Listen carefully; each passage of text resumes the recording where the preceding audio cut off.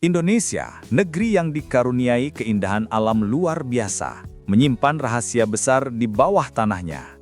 Gunung, hutan, dan lembah yang membentang dari Sabang hingga Merauke bukan hanya pesona wisata, tetapi juga rumah bagi kekayaan mineral yang membuat dunia menaruh hormat.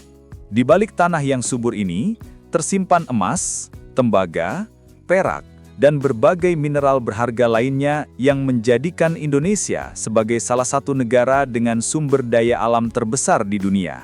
Menurut catatan global, Indonesia berada di posisi kedua dalam hal kepemilikan sumber daya alam terbanyak di planet ini. Sebuah fakta yang menegaskan bahwa negeri ini bukan sekedar indah di permukaan, tetapi juga kaya luar biasa di kedalaman bumi. Namun dari sekian banyak wilayah di Nusantara, ada satu daerah yang menjadi simbol nyata betapa besar potensi tambang Indonesia, Papua. Di tanah yang dijuluki Mutiara Hitam Timur ini, berdiri sebuah tambang yang namanya sudah mendunia, Grasberg. Terletak di Kabupaten Mimika, tambang ini menjadi pusat perhatian global karena menyimpan cadangan emas dan tembaga yang luar biasa besar. Bahkan, Grasberg kerap disebut sebagai salah satu tambang emas dan tembaga terbesar yang pernah dikelola manusia.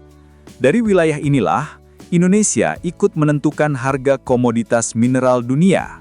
Tambang Grasberg dikelola oleh PT Freeport Indonesia, sebuah perusahaan yang telah beroperasi sejak tahun 1967. Perusahaan ini merupakan bagian dari Freeport-McMoRan, raksasa pertambangan asal Amerika Serikat yang memiliki jaringan bisnis di berbagai negara. Sejak awal, skala operasi tambang Grasberg begitu besar hingga sulit dibayangkan. Kapasitas produksinya mampu mencapai lebih dari 238.000 ton per hari. Pada awal tahun 2000-an, tepatnya 2001, produksi emas dan tembaga dari tambang ini menempatkan Grasberg di posisi istimewa dalam daftar tambang terbesar dunia. Nilai investasi yang telah ditanamkan sejak masa Presiden Soekarno hingga kini mencapai miliaran dolar.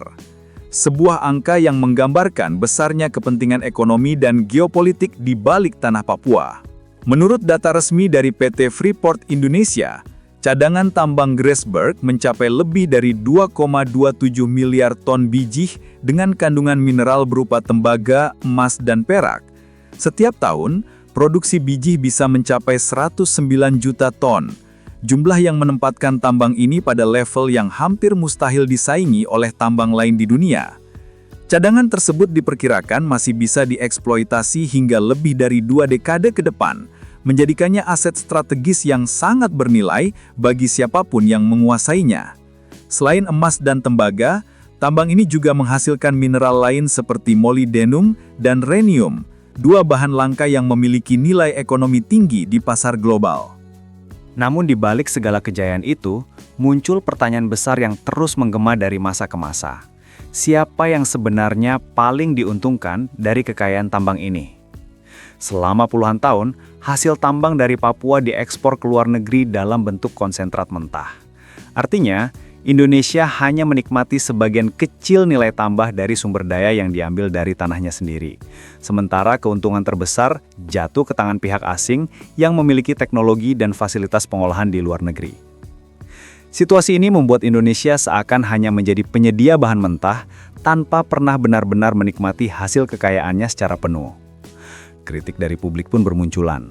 Banyak yang menilai bahwa dalam kerjasama jangka panjang ini, bangsa Indonesia belum sepenuhnya berdaulat atas sumber daya yang dimilikinya.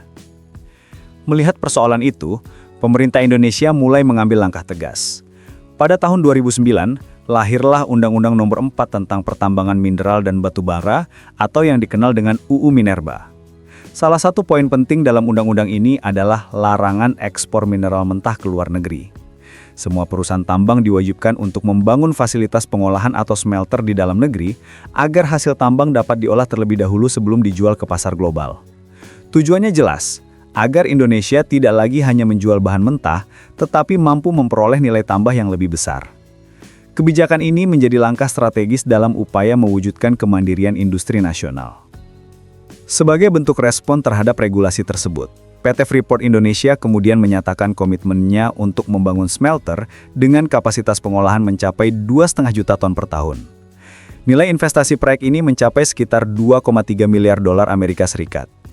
Pemerintah berharap kehadiran smelter ini dapat memberikan manfaat ekonomi yang nyata, mulai dari penciptaan lapangan kerja baru, alih teknologi, hingga peningkatan penerimaan negara.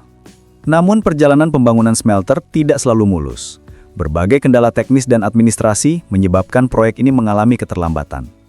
Kondisi tersebut sempat menimbulkan perdebatan panjang antara pemerintah dan pihak Freeport, memperlihatkan betapa kompleksnya hubungan antara kepentingan nasional dan kepentingan korporasi global. Isu kepemilikan menjadi sorotan yang tak kalah penting. Selama bertahun-tahun, saham mayoritas PT Freeport Indonesia dikuasai oleh Freeport-McMoRan, sedangkan pemerintah Indonesia hanya memiliki sebagian kecil kepemilikan melalui PT Inalum, perusahaan milik negara. Kondisi ini menimbulkan keresahan di kalangan masyarakat. Banyak yang merasa bahwa kekayaan alam yang seharusnya menjadi milik bangsa justru lebih banyak dinikmati oleh pihak luar negeri. Namun titik balik bersejarah akhirnya terjadi pada tahun 2018. Setelah melalui proses panjang negosiasi dan diplomasi ekonomi yang rumit, pemerintah Indonesia melalui PT Inalum berhasil mengambil langkah besar, membeli saham mayoritas PT Freeport Indonesia. Nilai transaksinya mencapai 3,85 miliar dolar Amerika. Dengan kesepakatan tersebut, Indonesia untuk pertama kalinya resmi memiliki saham mayoritas sebesar 51% di tambang Grasberg. Kepemilikan ini terbagi menjadi 41% untuk PT Inalum dan 10% untuk pemerintah daerah Papua. Langkah ini menjadi simbol penting dalam perjalanan bangsa menuju kemandirian pengelolaan sumber daya alam. Namun perjuangan belum berhenti di sana.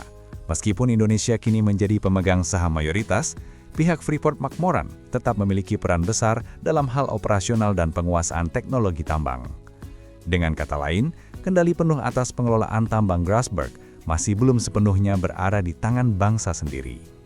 Meski demikian, langkah pengambil alihan saham mayoritas tetap dianggap sebagai kemenangan strategis yang menunjukkan bahwa pemerintah Indonesia mulai menempatkan kepentingan nasional di posisi utama, sebuah fondasi baru bagi kebijakan hilirisasi dan kemandirian industri pertambangan. Kini, proyek smelter yang dibangun Freeport diharapkan menjadi bagian penting dari transformasi besar dalam sektor pertambangan Indonesia. Dengan mengolah hasil tambang di dalam negeri, Indonesia dapat memperoleh nilai tambah yang jauh lebih tinggi, sekaligus membuka lapangan kerja baru bagi masyarakat. Lebih dari itu, kebijakan ini menjadi simbol perubahan paradigma, bahwa bangsa Indonesia tidak lagi puas menjadi penonton, tetapi ingin menjadi pemain utama dalam pengelolaan kekayaan alamnya sendiri. Perjalanan panjang tambang Grasberg adalah cerminan dari perjalanan bangsa Indonesia dalam memperjuangkan kedaulatan ekonomi.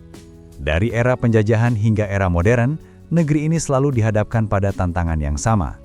Bagaimana memastikan kekayaan alam benar-benar menjadi sumber kesejahteraan rakyat, bukan hanya angka dalam neraca korporasi global. Kini, dengan kepemilikan mayoritas di tangan Indonesia, harapan itu mulai menemukan bentuknya. Tapi perjuangan belum usai. Tantangan berikutnya adalah memastikan pengelolaan dilakukan secara berkelanjutan, adil, dan memberikan manfaat nyata bagi masyarakat Papua yang menjadi tuan rumah tambang ini. Pada akhirnya, pengelolaan sumber daya alam bukan sekedar soal siapa yang memiliki saham lebih besar, melainkan tentang visi, strategi, dan keberanian untuk menempatkan kepentingan bangsa di atas segalanya. Kekayaan alam Indonesia adalah anugerah yang luar biasa, tetapi juga amanah besar yang harus dijaga dan dikelola dengan bijak. Jika dikelola dengan benar, emas dan tembaga dari tanah Papua tidak hanya menjadi angka di pasar global, tetapi bisa menjadi sumber kemakmuran sejati bagi generasi sekarang dan generasi mendatang.